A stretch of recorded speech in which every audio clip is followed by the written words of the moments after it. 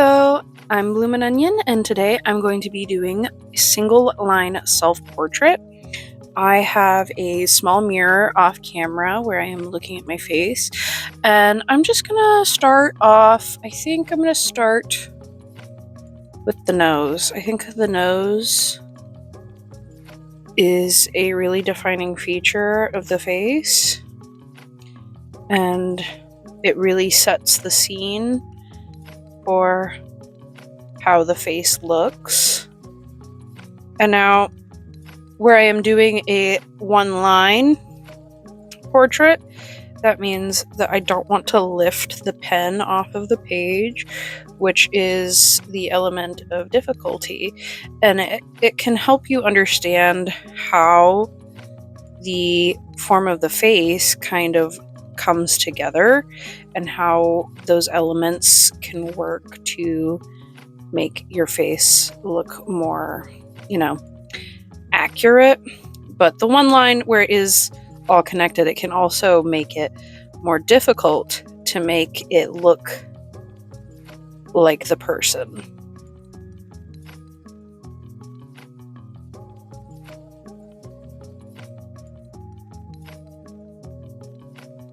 Oh, I did not give myself enough of a forehead there, but I think that's pretty good. And then we're going to go in and add the ears, some ear detail, and then the hair behind the ears, and then the hair in front of the ears. I'm just going to kind of fill this in.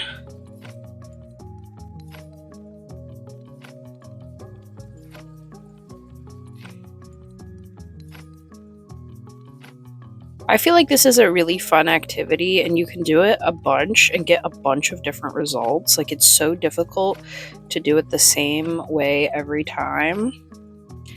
And so you end up with a bunch of different self-portraits that look different depending on where you start and how you like the way you're looking at your face. So there's one. I think I'm going to try again, but this time I think I'm going to try from a different facial feature. So I'm going to start, I want to say I'm going to start with the eye. I don't feel like the proportions are the most accurate, but honestly, the challenge is the part of this that I want to focus on the most.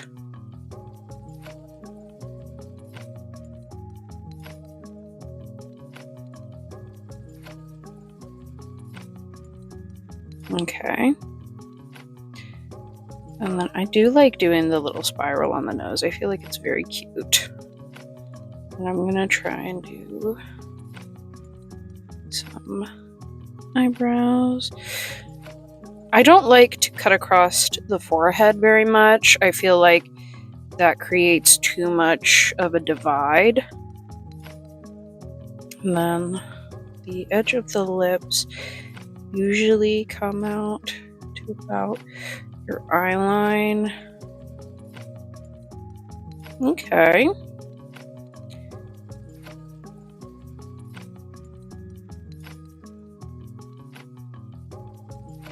Okay, I'm definitely enjoying the proportions on this one a lot more, I think, so far. Not that it necessarily looks the most like me. I struggle with self-portraits, so that's to be expected. Oh, trying to adjust my hand without lifting it from the paper is a little difficult. Okay, I made my forehead way too small in the last one, so I'm gonna make sure to do plenty of forehead. Gotta give myself room to have a brain. Okay, I'm just gonna run that line back up to do the ear.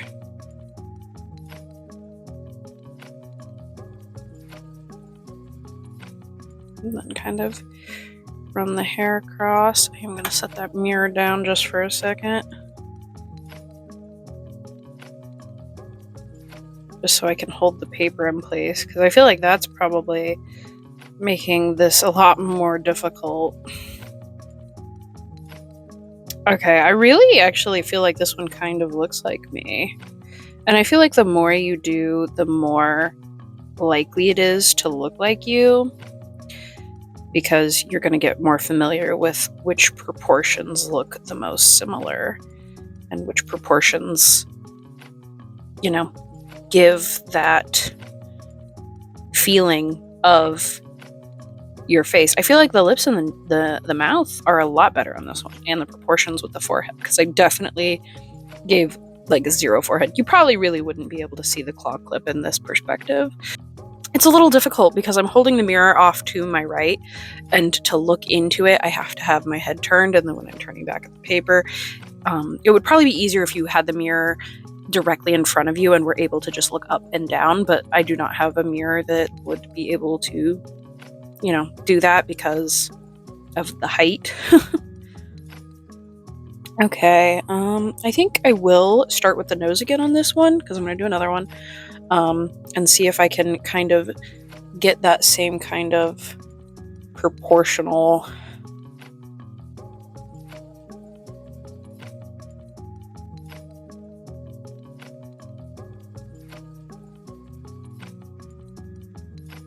distancing. Let's start with the eyebrow.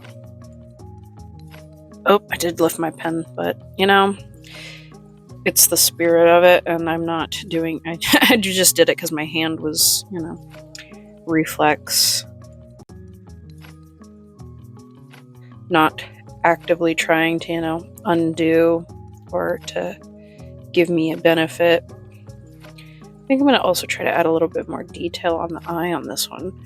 So I'm noticing that a lot of the detail of the face is fading away. I'm going to add the lashes. I'm going to add the under eye bags. I do have a little bit of that going on. Makes me look really tired. And then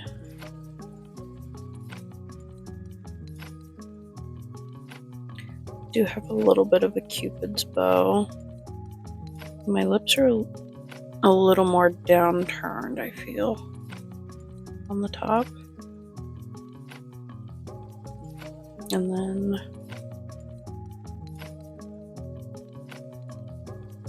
I have a little bit of that kind of chin, where a lot of my chin is in shadow. Oh, I just realized I've started doing the outline of the face before I finished the other eye. That might be a little bit of a confusion for myself.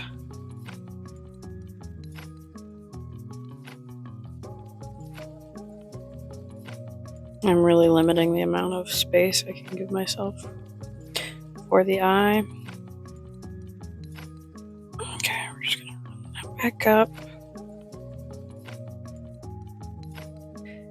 Do the other eyebrow. And hopefully I don't lift the pen this time on accident. I also don't think I made the eyes as far away as they really are. Oh, the pen got stuck and created like a little ink blot. It's fine, it doesn't have to be perfect. It doesn't even really have to be good. I think I made the nose way too long. I think it looks longer than it really is because I extended the lines to be able to hold the or to match the proportions of the... You see what I mean? Holding the paper is a lot easier. So if you're going to do this, I definitely recommend getting a mirror that can just sit in front and not be taking up your non-dominant hand, because the non-dominant hand can definitely help. I did a couple of these the other day when I was testing out a like a fountain ink pen that you dip into the ink. Yeah, the eyes are so wonky because I didn't do them at the same time. I definitely think this one is the closest one to looking like me in like real life, but here I can show you the few that I did the other day with the fountain pen, which the fountain pen made it a lot harder because I had to, you know, occasionally I had to literally lift my pen to, you know, refill the ink, which I think with a regular ink pen, you have a lot more freedom to just continue your lines as you feel. Out of these ones, I think I like this one the most, but this one probably looks the most accurate. And I'm just going to do like a quick little self-portrait without doing the one lines, just to kind of show you.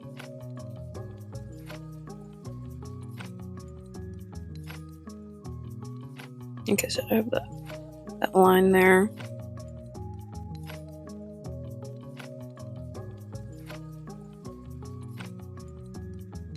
Wow, this is haunting.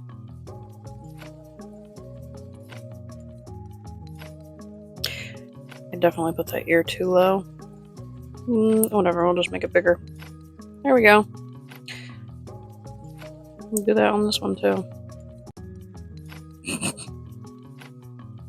Okay.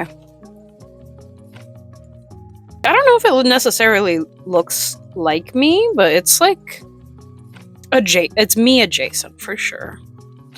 Almost scary. It's like uncanny.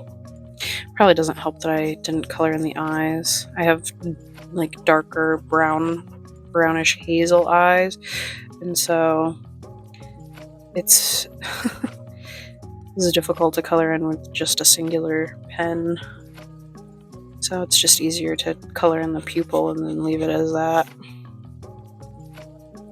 When I wear my hair up, it makes me look bald from the front. So sometimes I'll pull these wispies out, which is why I draw myself with them a lot. I did it in this one and in this one. I think I did it in all three of these. Maybe not in this one. This one already had a bunch of lines over it. But I also kind of have the cheekbone thing. It's not as sharp as that, but you know, you can only go so light with a gel pen.